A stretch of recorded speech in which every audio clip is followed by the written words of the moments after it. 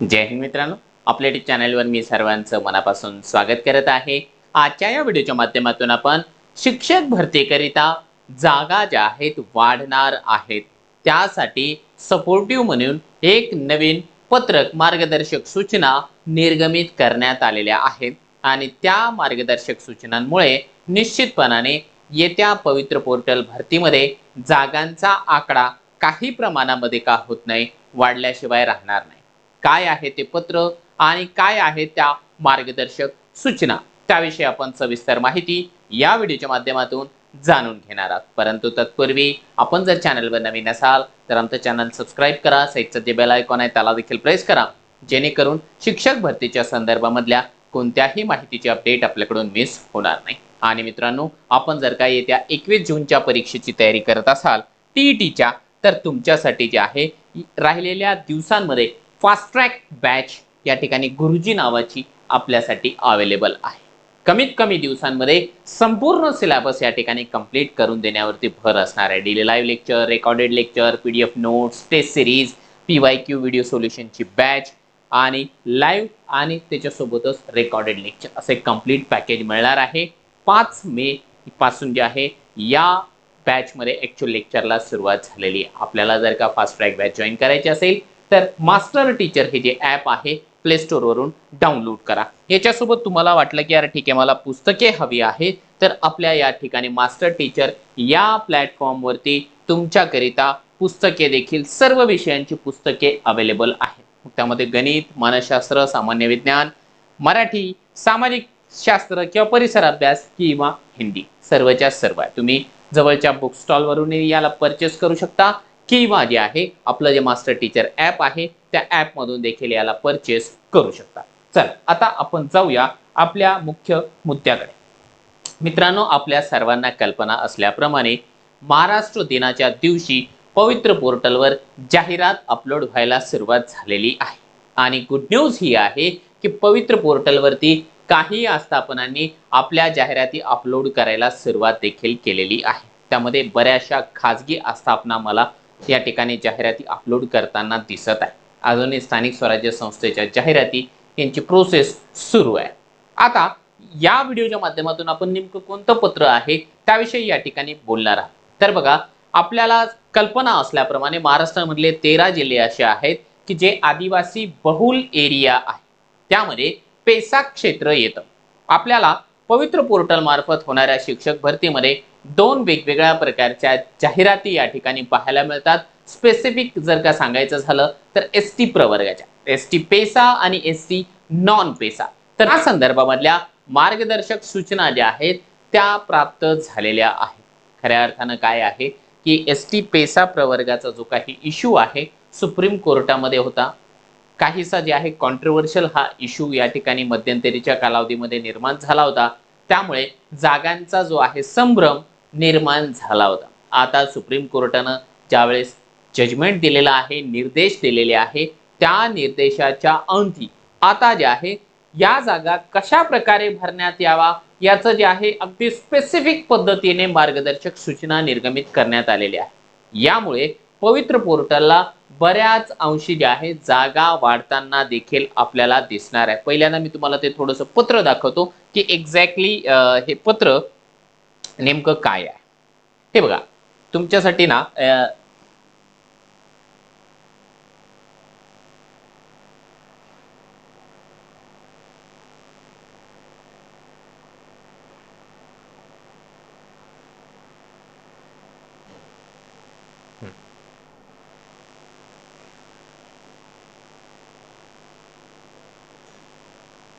हा, तर हे जे पत्र आहे तुम्हाला मित्रांनो या ठिकाणी दिसत असेल सामान्य प्रशासन विभाग। बघा, या ठिकाणी आरक्षणाचा जेव्हा मुद्दा येतो, आरक्षणाचा मुद्दा जो आहे सामान्य प्रशासन विभागाच्या अंतर्गत येतो।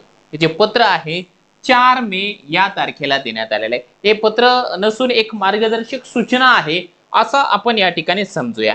हे बघा, हे जे मार्गदर्शक सूचना आहेत त्या सर्वच जे अपर मुख्य सचिव आहेत त्यांना देण्यात आलेल्या आहेत। त्याच्यासोबत जे आहे 9व्या मुद्द्यामध्ये सर्व सहाय्यक आयुक्त जे आहेत मायवकचे, त्या मावकच्या सर्व सहाय्यक आयुक्तांना देखील देण्यात आलेले आहेत आणि याचा विषय आपल्यासाठी महत्वाचा आहे, पेसा क्षेत्रातील पदभरतीच्या अनुषंगाने मार्गदर्शक सूचना देण्याबाबत. आता लक्षात घ्या, या ज्या काही भरती आहे तर या भरतीमध्ये सर्वच प्रकारची पदं आहे, फक्त शिक्षक भरती नाहीये, बाकीच्या भरतीचा देखील याच्यामध्ये समावेश करण्यात आलेला आहे. परंतु नियमावली जी असेल ती नियमावली सेम सर्व डिपार्टमेंटला सेम पद्धतीने लागू पडणार आहे. आता यामध्ये काय सांगण्यात आलेलं आहे बघा, सामान्य प्रशासन विभागाचा एक महत्वाचा GR होता बघा, फेब्रुवारी महिन्यामध्ये निर्गमित झालेला. पेसा क्षेत्रातले जे 17 संवर्ग आहे त्या 17 संवर्गाच्या भरतीच्या संदर्भामध्ये आणि त्यालाच अनुषंगाने जे आहे या ठिकाणी या सूचना देण्यात आलेल्या आहेत. आता इथे 25% आणि 50% जी पॉप्युलेशन आहे आदिवासी लोकांची, तर तो एक मुद्दा या ठिकाणी समजून घेण्यासारखा आहे. त्याचं काय सांगतायत या ठिकाणी की पेसा क्षेत्रामध्ये ज्या ठिकाणी, त्याला थोडंसं झूम करू का, किंचितच झूम करतो, ओके. पेसा क्षेत्रामध्ये ज्या ठिकाणी अनुसूचित जमातीमधील लोकसंख्या 25% पेक्षा कमी आहे त्या क्षेत्रातील मंजूर पदे व अनुसूचित जमातीची लोकसंख्या 25% पेक्षा अधिक म्हणजे 50% पेक्षा अधिक व 25 ते 50% मधील लोकसंख्येचे क्षेत्र आहे त्या क्षेत्रातील मंजूर पदे याप्रमाणे मंजूर पदांची विभागणी करायची आहे. दुसरा महत्वाचा मुद्दा त्याने सांगितला की तोच शासन निर्णय जो फेब्रुवारी महिन्यामध्ये निर्गमित झालेला आहे त्या शासन निर्णयामधील तरतूद असल्याप्रमाणे अनुसूचित जमातीची लोकसंख्या 25% पेक्षा अधिक असलेल्या क्षेत्रामध्ये 17 अधिसूचित संवर्गामध्ये एकूण मंजूर पदांच्या 50% पदे जे आहे अनुसूचित जमातीकरिता व 50% पदे अराखीव प्रवर्गातील याप्रमाणे मागासवर्ग कक्षाकडे आरक्षण निश्चित करण्यात यायचं आहे. 25% 50%चा हा त्यांनी रेशो सांगितलाय. यामध्ये आणखी एक गोष्ट त्यांनी थोडीशी किचकट कॉम्प्लिकेटेड अशी सांगितलेली आहे की अनुसूचित जमातीची लोकसंख्या 25% पेक्षा कमी असलेल्या क्षेत्रामध्ये 17 अधिसूचित संवर्गामध्ये म्हणजे त्यामध्ये पोलीस पाटील आला, कोतवाल आला यांना वगळून एकूण मंजूर पदाच्या 25% अनुसूचित जमातीकरिता, 25% पदे राखीव प्रवर्गासाठी व 50% पदे ओपन प्रवर्गासाठी, अराखीव म्हणजे ओपन प्रवर्गासाठी याप्रमाणे मागासवर्ग कक्षाने आरक्षण निश्चित करावं. आता हे खूप डिटेलिंग मध्ये सांगितलेलं आहे. मला असं वाटतं की आपल्या शिक्षक भरतीच्या उमेदवारांना एवढ्या डिटेलिंग मध्ये सांगून उपयोग नाहीये. आपल्याला फक्त आपल्या महत्वाचा मुद्दा, आपल्या कामाचा मुद्दा हा राहतो. यार सर आता याच्यामुळे काय फायदा होणार आहे तेवढं सांगा, ठीक आहे. आता हे काम कोणाचं आहे, हे जे बारीक बारीक पॉइंट बघण्याचं काम जे आहे मावकचं आहे, जे की रोस्टर निर्माण करणार आहे, जे की बिंदू नामावली निर्माण करणार आहे. एक ठीक आहे मी पटकन घेतो, परंतु एक चार्ट आहे या ठिकाणी. या चार्ट मध्ये जे आहे थोडीशी इन्फॉर्मेशन सांगितलेली आहे, सारणी दिलेली आहे बघा. आरक्षणाचं प्रमाण कसं असणार आहे, पेसा क्षेत्रात अनुसूचित जमाती प्रवर्गाची 25% पेक्षा अधिक लोकसंख्येचे क्षेत्र म्हणजे 50%, ज्या ठिकाणी 50% लोकसंख्या आहे त्या ठिकाणी जे आहे एकूण पद जर का 900 असेल तर 50% पदे जे आहे ST प्रवर्गासाठी आणि 50% जी पदं आहेत ती अराखीव अशी ठेवण्यात यायला पाहिजे. त्याच्यानंतर जे आहे आरक्षणाचं प्रमाण त्यांनी ब मध्ये काय सांगितलंय बघा या ठिकाणी थोडक्यामध्ये, ज्यामध्ये 25% पेक्षा जर का कमी लोकसंख्या असेल तर मग याला वेगळं डिवाइड करायचं आहे. ST प्रवर्गाला 25%, अराखीवला 50 आणि हे 25, ठीक आहे. याप्रमाणे हे संपूर्ण आरक्षणाचा जो रेशो आहे तो देण्यात आलेला आहे. आणि शेवटचा एक मुद्दा आपण वाचूया की नॉन पेसा क्षेत्रामधील आधिक्य झालेली कोणत्याही प्रवर्गातील 20 पदे पेसा क्षेत्रातील संबंधित प्रवर्गातील रिक्त पदांवर तात्पुरत्या स्वरूपात समायोजित करण्यात यावी. आता काय होतं, हा यामध्ये एक मुद्दा माझा तो देखील सांगायचा राहून गेलेला आहे. मी तोंडी तुम्हाला सांगतो जेणेकरून लवकरात लवकर सांगता येईल. बघा, जेव्हा या ठिकाणी ST प्रवर्गाला मग ते पेसा क्षेत्र जरी असेल, पेसा क्षेत्राला एकदा पद डिवाइड झाले आणि डिवाइड झाल्याच्या नंतर लक्षात आले की ऑलरेडी त्या ठिकाणी ऍक्सेस आहेत, पद अतिरिक्त आहेत.